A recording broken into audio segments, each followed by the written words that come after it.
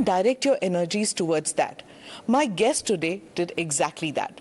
He's a monk who found a purpose beyond divine pursuit. Yogi Adityanath is the two-time Chief Minister of Uttar Pradesh, the state whose population is more than that of France, Germany and UK combined.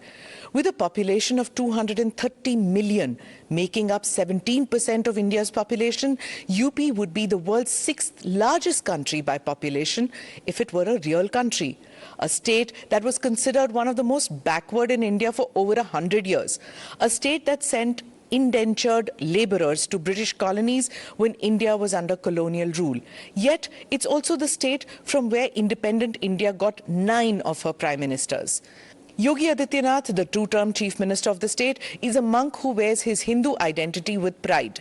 He's been pilloried for being majoritarian and riding roughshod with Muslims who constitute 19% of the population of Uttar Pradesh. For those viewers not familiar with Yogi Adityanath's political beginnings, Yogi ji ने 1996 में महंत अवैधनाथ के लिए चुनाव प्रचार शुरू किया।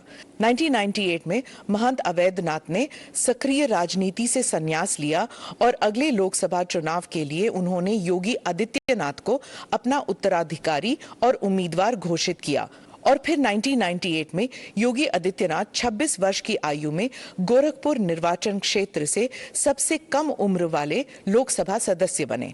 Today's conversation with Yogi Adityanath is going to be something which has never been seen before. That much I can promise you.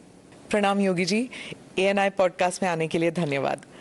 आपके राजनीतिक जीवन के बारे में मैं पॉडकास्ट के दूसरे हिस्से में बात करूंगी।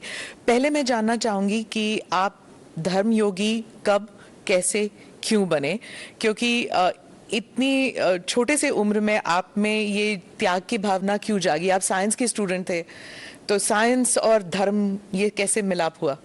देखिए, सबसे पहले हम लोगों को धर्म समझना पड़ेगा। भारत की परंपरा को अगर हम जानना चाहेंगे तो भारत ने केवल उपासना विधि को धर्म नहीं माना है, कर्तव्य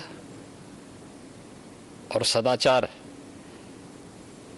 को धर्म को का एक रूप माना है और धर्म को उससे जोड़ करके देखा है। धर्म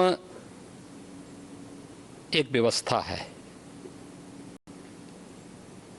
एक वे ऑफ लाइफ है, जिसको आप एक जीवन पद्धति कह सकते हैं। वो जीने की एक कला है। विज्ञान उसके उन्नयन का एक माध्यम है। अध्यात्म उसकी चरम स्थिति, यानी साइंस उसका एक बहुत छोटा सा पार्ट है। हम जब भौतिक दृष्टि से देखते हैं तो साइंस का एक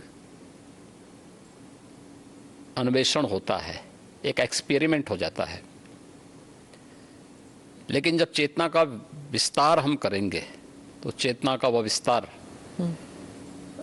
अध्यात्म की एक नई ऊंचाइयों तक पहुंचाएगा, जहां पे व्यक्ति किसी कार्य का केवल सृष्टा ही नहीं बनेगा बल्कि उसका दृष्टा भी बन सकता है। और यही वैदिक ऋषियों ने किया था।